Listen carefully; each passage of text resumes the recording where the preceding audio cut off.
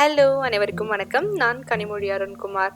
இந்த வீடியோவில் நம்ம பார்க்க போகிற ரெசிபி வந்து குட்டீஸ்க்கு ரொம்ப ரொம்ப ரொம்ப பிடிச்சமான ஒரு ரெசிபி தாங்க, சிக்கன் பாப்சிகல்ஸ். கொஞ்சமான இன்க்ரீடியன்ஸை வச்சு சூப்பராக செஞ்சு கொடுக்கலாங்க. அழகாக குழந்தைங்க பிடிச்சிக்கிட்டு சாப்பிட ஆரம்பிச்சிடுவாங்க. வாங்க எப்படி செய்யறதுன்னு பார்க்கலாம். அதுக்கு முன்னாடி நம்ம சேனல் இன்னும் சப்ஸ்கிரைப் பண்ணலன்னா மறக்காமல் சப்ஸ்கிரைப் பண்ணிக்கோங்க. பக்கத்தில் இருக்க அந்த பெல் பட்டனையும் ப்ரெஸ் பண்ணிக்கோங்க. அப்போ தான் நான் போடுற வீடியோஸ் உங்களை தேடி வந்துக்கிட்டே இருக்கும். இந்த சிக்கன் பாப்சிக்கல் செய்யறதுக்கு தேவையான பொருட்கள் பார்த்தீங்கன்னா இதோ இந்த தட்டில் வச்சிருக்கேனே, இது மட்டும் தாங்க. இந்த அளவு வந்து ஒரு 4 பீஸ் செய்யறதுக்கான அளவு தாங்க. என்னென்ன வச்சிருக்கேன் அப்படின்றத ஒரு தடவை பார்த்துடலாம் வாங்க. சிக்கன் வந்து ஒரு 100 கிராம் வச்சிருக்கேன்.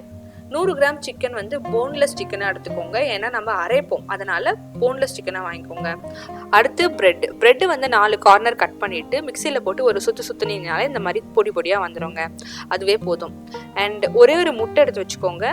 இப்போ மற்ற ஐட்டம்ஸ்லாம் என்னென்னு பார்த்தீங்கன்னா, ரெட் சில்லி பவுடர் ஒரு 1/2 டீஸ்பூன் எடுத்துக்கோங்க, மிளகுத்தூள் 1/4 டீஸ்பூன், உப்பு தேவையான அளவுக்கு, இஞ்சி பூண்டு விழுது 1 டீஸ்பூன், சோயா சாஸ் ஒரு 1/4 டீஸ்பூன். சோயா சாஸ் இல்லை அப்படின்னா நீங்கள் வந்து லெமன் கூட புரிஞ்சுக்கலாம். லெமன் ஒரு 1/4 டீஸ்பூன் எடுத்துக்கோங்க. எப்படி செய்ய போகிறோன்றத பார்க்கலாம் வாங்க.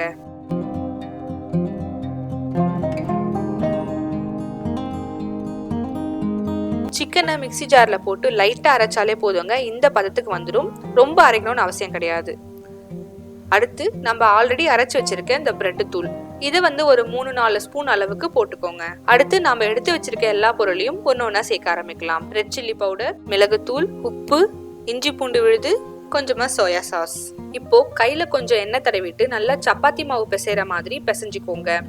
இது வந்து நல்லா ஒரு பால் சைஸுக்கு இந்த பதத்துக்கு வந்துடும். இதுதான் கரெக்டான பதம். இப்போ என்ன பண்ண போறோம்னா, கீழே கொஞ்சம் ஆயில் தடவியாச்சு, கையிலையும் கொஞ்சம் ஆயில் தடவிட்டு இந்த மாதிரி அழகா தட்டி எடுத்துக்கோங்க. ரொம்ப தின்னா இருக்கக்கூடாது, ரொம்ப திக்காவும் இருக்கக்கூடாது. ஏன்னா முட்டையும் பிரெட்டும் போடும் போது இன்னும் கொஞ்சம் திக்கா காட்டும். அதனால நம்ம வந்து கொஞ்சம் மீடியம் சைஸாவே எடுத்துப்போம். இப்போ கத்தியில அழகா ஒரு பாப்சிக்கல் ஷேப்ல கட் பண்ணிக்கோங்க. அடுத்து ஒரு ஐஸ் குச்சியை பொறுமையா அதுல இன்சர்ட் பண்ணீங்கன்னா உங்களுக்கு கரெக்டா ஃபிக்ஸ் ஆயிடும். சூப்பரா ரெடி ஆயிடுச்சு பாருங்க. இப்ப கத்தியில மெதுவா எடுத்தீங்கன்னா நமக்கு ஒரு அழகான பாப்சிக்கல் ரெடி. ஸோ இப்போ நமக்கு மொத்தம் 4 பீஸ் வந்ததுங்க. ஒன்னா செஞ்சு முடிச்சாச்சு. அடுத்து நம்ம கிட்ட மிச்சமா இருக்கிற இந்த பிரெட் தூளும் ஒரு முட்டையும் தான் இருக்கு. இப்போ இது ரெண்டுத்தையும் ஒரு அகலமான தட்டில் வந்து போட்டுக்கலாம். அப்பதான் நம்ம வந்து கோட்டிங் கொடுக்கறதுக்கு வசதியா இருக்கும். முதல்ல இந்த பாப்சிக்கல்ல முட்டையில நல்லா கோட் பண்ணிக்கோங்க. அடுத்து இந்த பிரெட் தூள்ல ஸ்ப்ரெட் பண்ணி எடுத்துக்கோங்க. அவ்வளோதாங்க. இப்போ இந்த மாதிரி நல்லா ஸ்ப்ரெட் பண்ண அதுக்கு மேலே இறுக்கி பிடிச்சிக்கும். சூப்பராக நமக்கு வந்து ஒரு கோட்டிங் ரெடி ஆகிடும். இதே மாதிரியே எல்லாத்தையும் கடகடன் ரெடி பண்ணி எடுத்து வச்சுப்போம்.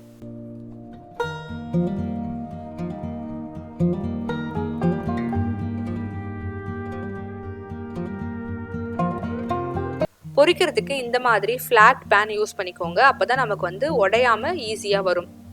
ஆயில் வந்து மிதமான சூட்லேயே இருக்கட்டும். ரொம்ப சூடாச்சுன்னா சீக்கிரம் கருகிடும், நமக்கு வந்து உள்ள வேகாது. இப்போ என்ன பண்ண போகிறோம், மிதமான சூடில் இருக்கும் போது இதை போட்டாச்சு. சிம்மில் வச்சுக்கலாம். சிம்மில் வச்சுட்டு 2 பக்கமும் கோல்டன் ப்ரௌன் வர அளவுக்கு நல்லா டீப் ஃப்ரை பண்ணி எடுத்துப்போம். 2 பக்கம் 3 நிமிஷம் அளவுக்கு விட்டிங்கனாலே போதுங்க. நமக்கு கரெக்டான கலர் வந்துடும். சிக்கனும் சீக்கிரம் வந்துடும். இதை பொரிக்கிறதுக்கு முன்னாடி இருக்கிற அந்த ஸ்டேஜில் அப்படியே ஃப்ரீஸ் பண்ணி வைக்கணும்னாலும் வைக்கலாமுங்க. ஒரு 1 வீக்குக்கு நல்லா இருக்கும். பட் குழந்தைங்களுக்கு செய்கிறோன்ற போது ஃப்ரெஷ்ஷாக செஞ்சு கொடுத்தோம்னா ரொம்ப ஹெல்த்தியாக இருக்கும்.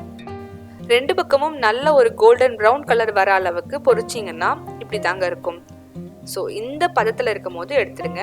குட்டீஸ்லேருந்து பெரியவங்க வரைக்கும் எல்லாருக்குமே பிடிச்சமான ஒரு ரெசிபிங்க இது. கண்டிப்பாக நீங்கள் வீட்டில் ட்ரை பண்ணி பாருங்கள். எப்படி இருக்குன்றதை எனக்கு கமெண்ட் பண்ணுங்கள். இந்த வீடியோ பிடிச்சிருந்தா மறக்காமல் லைக் பண்ணிவிடுங்க. இன்னும் என்னோட சேனல் சப்ஸ்கிரைப் பண்ணலன்னா மறக்காமல் சப்ஸ்கிரைப் பண்ணிவிடுங்க.